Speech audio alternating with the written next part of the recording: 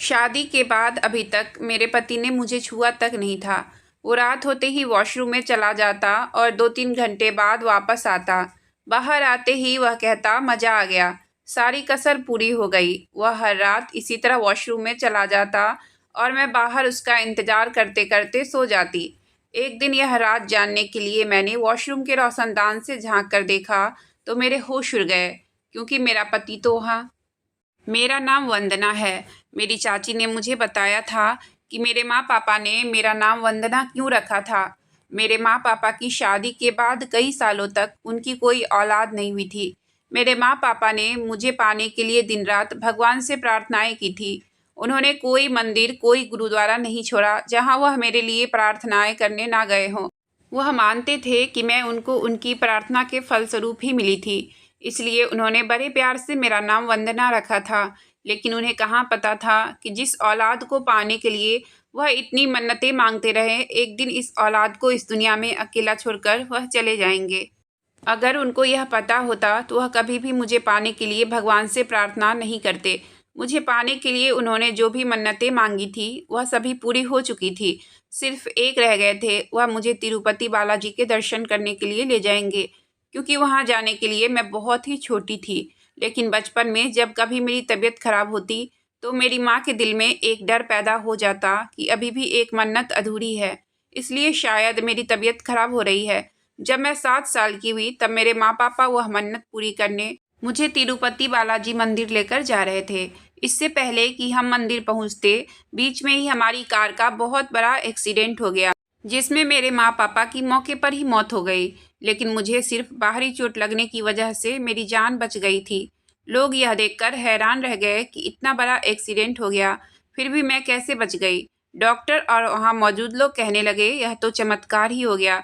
तो कोई कहता, जाको राखे साइयाँ मार सके ना कोई। और कुछ लोग तो मुझे देखकर अफसोस भी कर रहे थे कि अब इस बगैर माँ बाप की बच्ची का क्या होगा और कौन इसकी परवरिश करेगा। मेरे पापा के रिश्तेदारों में भी कोई मुझे अपने साथ रखने के लिए तैयार नहीं था। वो लोग तो इस डर से दोबारा अफसोस करने भी नहीं आए कि कहीं यह बच्ची हमें पालना न पड़ जाए। फिर मेरे पापा के दोस्त, जिन्हें मैं चाचा बुलाती थी, वह मुझे साथ ले गए और मैं उनके साथ ही रहने लगी। चाचा चाची मुझे बहुत प्यार करते थे। उनको एक बेटी की चाह थी, लेकिन भगवान ने उन्हें अपने आशीर्वाद के रूप में एक बेटा दिया था। मेरे जाने से चाचा चाची बहुत खुश रहा करते थे। चाची तो मुझे कहती थी कि शायद भगवान ने हमें बेटी इसलिए नहीं दी होगी ताकि हम तुमसे ढेर सारा प्यार कर सके। चाचा चाची मुझे अपने बेटे से भी ज़्यादा प्यार करते थे। जब कभी मेरी और नील की लड़ाई हो जाती तो चाची अक्सर मेरी साइड लेती और अपने बेटे को ही डांट लगाती। बचपन कब बीत गया और मैं कब बड़ी हो गई, यह तो पता ही नहीं चला। मेरी शादी की उम्र होते ही मेरे लिए रिश्ते आने शुरू हो गए थे। मेरे लिए रिश्ते आते देख चाची परेशान हो जाती थी। वह मुझे कहती थी कि तेरे साथ वक्त कैसे बीत गया, पता ही नहीं चला। बेटा, तेरे जाने से घर बिल्कुल सूना सूना हो जाएगा। चाची की ऐसी बातें सुनकर मेरा भी दिल भर जाता और मैं भी उनसे कहती, मुझे नहीं करनी कोई शादी वादी, मैं नहीं जाऊंगी ससुराल। तब मेरे चाचा मुझे समझाते कि यह तो सदियों से चली आ रही परंपरा है कि बेटी को विदा होकर अपने ससुराल जाना ही पड़ता है, चाहे फिर वो एक राजा की बेटी ही क्यों ना हो। चाचा के समझाने पर मैंने शादी के लिए हाँ कर दिया और फिर एक दिन लड़के वाले मुझे देखने आ गए। मेरा रिश्ता मेरी चाची के मायके वालों का बताया हुआ था, इसलिए चाची को थोड़ी तसल्ली हुई कि मेरी शादी के बाद की ज़िंदगी अच्छी होगी। लड़के का खुद का बिजनेस था और गाड़ी, सब कुछ था, इसलिए मेरे चाचा चाची को यह रिश्ता पसंद आ गया। जब मैंने लड़के को देखा तो वह दिखने में बहुत ही हैंडसम था, इसलिए मैं भी खुश हो गई और मैं इस रिश्ते के लिए हाँ कह दी। मेरे चाचा चाची तो बहुत धूमधाम से मेरी शादी करना चाहते थे, लेकिन लड़के वालों को जल्दी थी, इसलिए मेरी शादी जल्दी ही कर दी गई। वक्त की कमी होते हुए भी मेरे चाचा चाची ने मेरी शादी में कोई कसर बाकी नहीं रखी थी। शादी करके जब मैं अपने ससुराल पहुंची तो मेरी शादी की पहली रात बिल्कुल भी वैसी नहीं थी जैसी सारी दुल्हनों की होती है। हर लड़की की तरह मैंने भी अपनी शादी को लेकर बहुत सपने देखे थे, लेकिन वह सारे सपने मुझे पहली ही रात में चकनाचूर होते नजर आ गए थे। मुझे तो पहली रात में ही कुछ नॉर्मल नहीं लग रहा था। जिस लड़की के पति ने शादी की पहली रात उसके साथ बिताने के बजाय वॉशरूम में गुजारी हो, तो भला उस लड़की की दिमागी हालत कैसी होगी। शर्म के मारे मैं तो अपने पति से सवाल भी नहीं कर सकती थी। मैं नई नवेली दुल्हन थी, भला कैसे उनसे यह बात कहती कि उन्होंने ऐसा क्यों किया। फिर मैंने सोचा कि मैं तो शादी की थकान की वजह से सो गई थी, लेकिन हो सकता है कि वह भी आकर सो गए हो और सुबह दोबारा से वॉशरूम गए हो। यही सोचकर मैंने खुद को तसल्ली दी थी, लेकिन मेरी यह तसल्ली किसी काम ना आई। अब तो मेरा पति हर रोज़ इस तरह की अजीबोगरीब काम करने लगा। देखते ही देखते मेरी शादी को 1 महीना पूरा हो गया और मेरी सास ने पोते की रट लगानी शुरू कर दी थी। मेरी सास को तो पता भी नहीं था कि इस 1 महीने में उनके बेटे ने मुझसे किसी तरह का कोई संबंध बनाया ही नहीं था। उनका बेटा तो न जाने किन कामों में बिजी रहता था और शर्म के मारे मैं किसी से यह बात कर भी नहीं सकती थी। मुझे बहुत रोना आ रहा था। तब मुझे मेरी चाची की कही बात याद आ गई। मेरी चाची ने मुझे विदा करते वक्त कहा था कि देख बेटा, रिश्ता भले ही मेरे मायके वालों का बताया हुआ है, लेकिन फिर भी तुम्हें कभी भी कोई भी तकलीफ हो तो तुम बेझिझक यहाँ आ जाना। जब तक तेरे चाचा चाची जिंदा हैं तुम्हें कोई भी तकलीफ नहीं होने देंगे। अगले ही दिन मैं अपने चाचा चाची से मिलने चली गई। वहाँ पहुँची तो देखा कि चाची की तबीयत बिल्कुल भी ठीक नहीं थी। माँ पापा के जाने के बाद मेरे चाचा चाची ने न सिर्फ जगह दी थी, बल्कि माँ बाप से बढ़कर प्यार भी दिया था। मैं अपना दुख बताकर उन्हें परेशान नहीं करना चाहती थी, इसलिए अपने दुख को दिल में ही दबाकर वापस अपने ससुराल चली आई। वहाँ पहुँचकर जब मैं अलमारी में कपड़े सेट कर रही थी कि तभी एकदम से मेरे कमरे का दरवाज़ा खुला। मैं तो आने वाले इंसान की तरफ देखना भी नहीं चाहती थी, क्योंकि मैं समझ चुकी थी कि कौन आया होगा। इसलिए खामोशी से अपने काम में बिजी रही और सोचने लगी कि मैंने तो कभी सोचा ही नहीं था कि एक छोटी सी फिटकरी मेरे जीवन के दुख का सबसे बड़ा कारण बन जाएगी। मेरा पति हर रोज़ एक नई फिटकरी लेकर आता और उसे इस तरह से संभाल कर रखता जैसे कि वह कोई खजाना हो। हर 10 मिनट बाद वह फिटकरी को आकर देखता कि कहीं वो ख़राब तो नहीं हो गई, या कोई फिटकरी को चोरी करके तो नहीं ले गया, या कोई चीज़ फिटकरी के ऊपर गिर तो नहीं गई। वह बार बार फिटकरी की जगह बदलता था। कभी उसे अलमारी में रखता तो कभी संभाल कर ड्रॉअर के अंदर रखता, कभी उसे बेड के नीचे संभाल कर रखता तो कभी किचन के कैबिनेट में छुपा कर रखता। मैं सोच सोच कर पागल हो रही थी कि आखिर इस एक फिटकरी में ऐसा क्या था जिसकी मेरे पति को इतनी परवाह थी। शादी की पहली रात जब मैं दुल्हन बनकर इस घर में आई थी, तब भी मेरे पति के हाथ में वही फिटकरी थी। मुझसे थोड़ी बातें करने के बाद वह फिटकरी को लेकर वॉशरूम में चला गया और ऐसा लगा कि मानो पूरी रात उसने वॉशरूम में ही गुजारी हो और मैं उसका इंतजार करते हुए सो गई। सुबह मेरी आंख खुली तो भी वह मुझे बिस्तर पर नजर नहीं आया था। मैं सोच में पड़ गई कि क्या वह सारी रात वॉशरूम में ही था, और मैं परेशान होकर बैठ गई। मैंने देखा कि जब वह वॉशरूम से निकला तब भी उसके हाथ में वही रैपर था जिसके अंदर फिटकरी थी। मेरा पति हर रात बहुत देर तक फिटकरी के साथ वॉशरूम में बंद रहता और बाहर आकर बोलता सारी कसर पूरी हो गई, और मैं शर्मिंदा हो जाती कि कैसी कसर पूरी हो गई। मेरी शादी को 1 महीना पूरा हो गया था और यह फिटकरी थी जिसका खत्म होने का नाम ही नहीं ले रहा था। जब भी वो वॉशरूम जाता तब भी फिटकरी उसके हाथ में ही होता था। वॉशरूम से पानी गिरने की आवाज़ आती रहती और वह जितना ज़्यादा वक्त वॉशरूम में लगाता उतना ही ज़्यादा खुश होकर बाहर निकलता था। मैं तो ऐसी अजीब सी उलझन में फंस गई थी कि किसी से कुछ कह भी नहीं सकती। यह राज जानने के लिए आज मैंने वॉशरूम की रोशनदान से देखा तो मुझे चक्कर आ गए थे, क्योंकि मेरा पति उस फिटकरी से काम ही ऐसा कर रहा था। हमेशा की तरह आज भी मेरा पति कमरे में आते ही फिटकरी उठाकर वॉशरूम में चला गया। मुझे ऐसा लगता कि मेरा पति कमरे में आता ही इसलिए था कि फिटकरी के साथ वॉशरूम में बंद हो जाए। मेरा अस्तित्व तो उसके लिए कुछ मायने ही नहीं रखता था। मैं तो उसे नज़र ही नहीं आती थी और उसे अपनी दुल्हन से ज़्यादा फिटकरी से मोहब्बत थी। कभी तो सोचती कि चुप रहूं और इसी को अपनी किस्मत समझकर अपने नसीब के साथ समझौता कर लूं।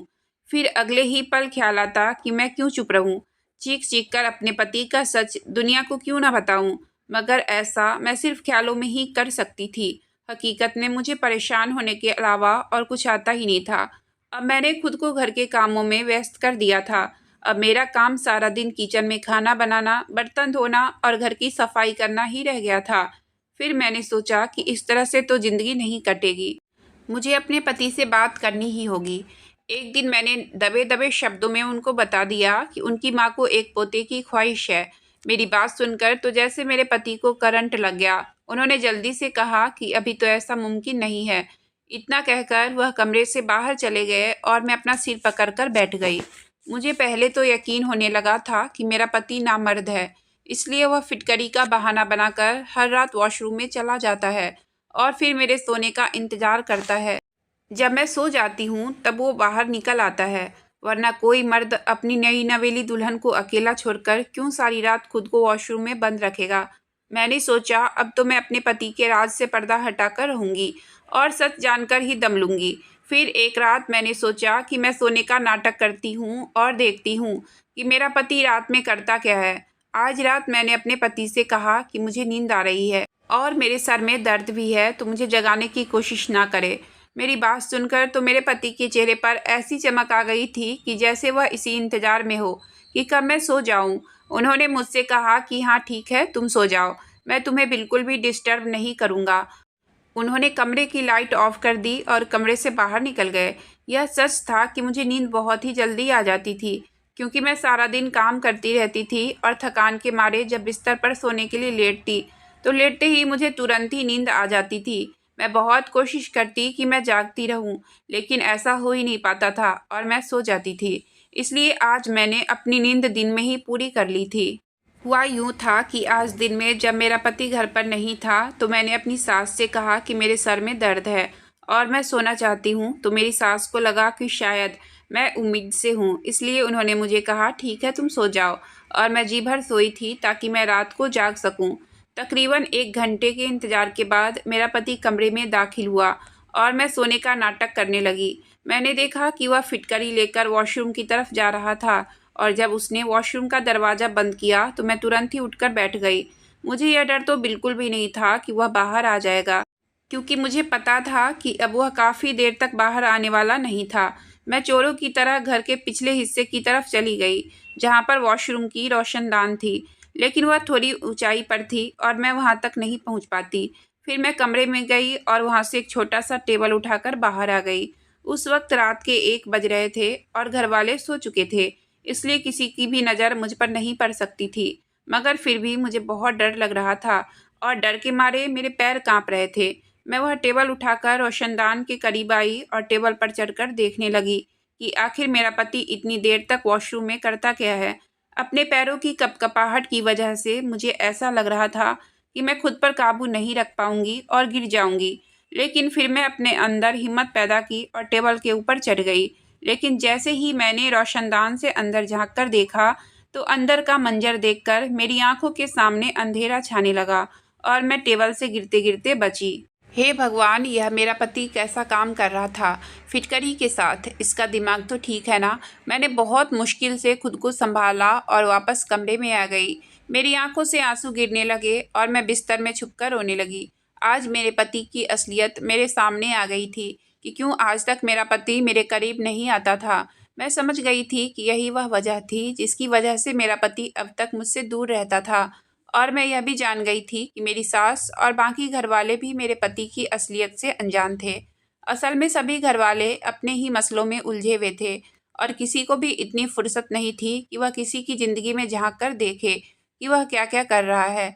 शायद यही वजह थी कि मेरे पति पर किसी ने नज़र नहीं रखी, पर शादी करना अपना फ़र्ज समझा और शादी कर कर मेरी ज़िंदगी बर्बाद कर दी। माँ बाप को ऐसा लगता है कि बस औलाद की शादी करना ही हमारा फ़र्ज है और वह उसकी शादी कर देते हैं, यह जाने बगैर कि उनका बेटा शादी के लायक है या नहीं। बस किसी के भी पल्ले बांधकर उसकी ज़िंदगी खराब कर देते हैं। और लड़का भी बदनामी के डर से किसी को बताता तक नहीं है कि मैं नामर्द हूँ और शादी के काबिल नहीं हूँ। इसी वजह से मुझ जैसी लड़कियाँ ऐसे आदमियों का नसीब बन जाती है और उम्र भर अपने होठ सिलकर बैठ जाती है। मगर मैं चुप रहने वालों में से नहीं थी। चुप रहकर मुझे कौन सा इनाम मिलने वाला था। उल्टा सारी उम्र मुझे औलाद ना होने के ताने दिए जाते और मुझे बांझ कहा जाता। मैंने फैसला कर लिया था कि बहुत बर्दाश्त कर लिया मैंने, अब मैं चुप नहीं बैठूंगी। आज तो मैं इस इंतज़ार में थी कि कब मेरा पति बाहर निकले और मैं कब उसे दबोच लूँ। काफ़ी देर बाद जब वो बाहर निकला तो मुझे जागता हुआ देखकर वह चौंक गया। मैंने गुस्से से अपने पति का गिरेबान पकड़ लिया और उसे सवाल किया कि आखिर उसने अपनी हकीकत मुझसे क्यों छुपाई। मेरा पति अनजान बनकर ऐसे देख रहा था जैसे मेरी बात समझ ही नहीं पा रहा था। वह इतनी मासूमियत भरी नज़रों से देख रहा था कि दिल तो कर रहा था कि उसे मार डालूं, मुझे कुछ समझ नहीं आ रहा था कि वह सच में इतना मासूम था या मेरे सामने मासूम बनने की एक्टिंग कर रहा था। शायद यही वजह थी जिसकी वजह से अब तक वह मेरे करीब नहीं आया था और सच बताने से डरता था, क्योंकि सच सामने आ जाता तो उसकी बेइज्जती हो जाती और लोग उसका मजाक उड़ाते। उसकी वजह से पिछले 1 महीने से मैं डिप्रेशन का शिकार थी और आज मैं अपने पति का गिरेबान पकड़कर उससे सवाल कर रही थी। उसे यकीन नहीं हो रहा था कि मैंने उसका झूठ पकड़ लिया है। वह हक्का-बक्का होकर मुझे देखे जा रहा था। जब मेरे पति से मुझे कोई जवाब नहीं मिला, तो मैंने अपना सामान बांधा और वहाँ से जाने लगी। मैंने अपने पति को बहुत बुरा-भला कहा कि वह इस तरह का घटिया काम करता है और इसी वजह से वह फिटकरी को अपनी जान से भी ज़्यादा सँभाल कर रखता है। इतना कहकर मैं गुस्से में घर से बाहर निकल गई और अभी तक मैं गेट तक भी नहीं पहुँची थी कि मेरा पति भागता हुआ मेरे पीछे आया और मेरा हाथ पकड़कर ज़बरदस्ती मुझे घसीटता हुआ कमरे में ले गया। जब मैं चिल्लाने की कोशिश की तो उसने अपना एक हाथ मेरे मुंह पर रख दिया और मुझे खामोश रहने को बोलता रहा। उसने मुझे कमरे में बेड पर बैठाकर दरवाज़ा अंदर से लॉक कर दिया तो मुझे बहुत गुस्सा आया और मैं फिर दरवाजे की तरफ भागी, मगर उसने फिर से मुझे पकड़कर बेड पर बैठा दिया और बोला, यह क्या तमाशा लगा रखा है? एक बार शांति से बैठकर मेरी बात सुनो। इस वक्त रात के अंधेरे में कहाँ जाओगी? उसकी बात पर मैं और भी ज़्यादा गुस्सा हुई और कहने लगी कि आपको क्या लगता है, आप सच को छुपा कर रखोगे और मैं चुप बैठकर अपनी ज़िंदगी का तमाशा बनते देखती रहूँगी? एक ना एक दिन तो सच सबके सामने आ ही जाएगा कि आप शादी के लायक नहीं थे और नामर्द हैं। मैं यह खुद सच्चाई सारी दुनिया को बताऊंगी, क्योंकि आपने मेरी ज़िंदगी बर्बाद की है और मैं आपको कभी माफ़ नहीं करूंगी। मैं अपने आपे से बाहर हो गई थी। मेरा इतना कहते ही मेरे पति ने जोर का थप्पड़ मेरे मुंह पर मारा और मैं लड़खड़ाते हुए ज़मीन पर जा गिरी और टेबल का कोना लगने से मैं बुरी तरह से जख्मी हो गई। दर्द से मेरी आंखें भर आई, लेकिन यह जख्म तो उन जख्मों के मुकाबले बहुत मामूली से थे जो मेरी आत्मा पर लगे थे। मुझे इस बात का अंदाज़ा भी नहीं था कि वह मुझ पर हाथ उठाएगा। अगले ही पल मैंने फिर से ऊंची आवाज़ में कहा कि मुझे थप्पड़ मारने से आपका सच छुप नहीं सकता। तब वह कहने लगा, आहिस्ता बोलो, अपना और मेरा तमाशा मत बनाओ, घर वाले जाग जाएंगे। तुम जैसा सोच रही हो वैसा बिल्कुल भी नहीं है। तुम्हें कोई गलत फहमी हुई है, कुछ भी सोचना बंद करो। मैं नामर्द नहीं हूँ, बल्कि एक अजीब बीमारी का शिकार हूँ। एक व्यक्ति ने मुझे यह इलाज बताया है कि फिटकरी इस्तेमाल करने से मैं जल्दी ही ठीक हो जाऊँगा। पहले तो मैं बिल्कुल ही ठीक था, मगर पिछले कुछ महीनों से मुझ में बहुत बुरी बदबू आने लगी थी, जिसकी वजह से कोई मेरे करीब नहीं आता था। मैंने इस बीमारी के लिए हर तरह का इलाज किया, महंगे से महंगे परफ्यूम का इस्तेमाल किया, इंटरनेट से देखकर हर टोटका यूज किया, लेकिन सिर्फ कुछ वक्त के लिए ही फ़ायदा होता था। मेरे सारे जिस्म में खुजली भी होने लगी है, जिसकी वजह से मैं बहुत ही ज़्यादा परेशान रहता हूँ। बहुत सारे डॉक्टर को दिखाया तो उन्होंने कहा कि मेरे खून में ही एलर्जी है। जब मैं एक बार बीमार हुआ था और मुझे खून की कमी हो गई थी, तब डॉक्टर के कहने के मुताबिक मुझे एक आदमी ने खून दिया था। तब से ही मैं इस बीमारी का शिकार हो गया हूँ। डॉक्टर का कहना है कि उस आदमी के खून में एलर्जी थी, जिसकी वजह से आज मैं इस हाल में हूँ और इसलिए मैं तुम्हारे करीब नहीं आता हूँ। फिटकरी इस्तेमाल करने से मेरी बदबू तो कुछ घंटे के लिए दूर हो जाती है, मगर प्रॉब्लम सिर्फ बदबू ही नहीं है, प्रॉब्लम तो ये खुजली भी है। जब तक यह सही नहीं हो जाती मैं तुम्हारे करीब नहीं आ सकता। डॉक्टर की दी हुई दवाइयाँ काम नहीं कर रही थी और मेरी परेशानी दिन ब दिन बढ़ती ही जा रही थी। ना चाहते हुए भी मैंने अपने एक दोस्त को सारी बात बताई तो उसने मुझे एक वैद्य से मिलाया, जिसने मेरा चेकअप किया और मुझे यकीन दिलाया कि मैं जल्दी ही ठीक हो जाऊंगा। इधर मेरा इलाज शुरू हुआ और उधर मेरे घर वालों ने तुमसे मेरी शादी तय कर दी। मैंने लाख मना किया कि मैं शादी के लिए तैयार नहीं हूँ, मगर किसी ने मेरी एक नहीं सुनी और हमारी शादी हो गई। जब मैंने वैद्य जी को बताया कि घर वालों ने मेरी शादी कर दी है, तब उन्होंने कहा कि अभी 1-2 महीने तक तो शादी नहीं होनी चाहिए थी, लेकिन शादी हो गई है तो तुमको इतना करना होगा कि जब तक इलाज पूरा ना हो जाए तुम्हें अपनी पत्नी से दूरी बनाए रखनी होगी। उन्होंने कहा, पहले पूरी तरह ठीक हो जाओ, फिर आराम से पूरी ज़िंदगी अपनी पत्नी के साथ रह सकते हो। वैद्य जी के इलाज से मुझे काफ़ी फ़र्क पड़ा है और मैं खुद को काफ़ी हद तक ठीक महसूस कर रहा हूँ। मैंने सोचा था कि शादी के दिन ही तुम्हें सारी हकीकत बता दूंगा, लेकिन ना जाने क्यों तुमसे कहने की हिम्मत ही नहीं हुई।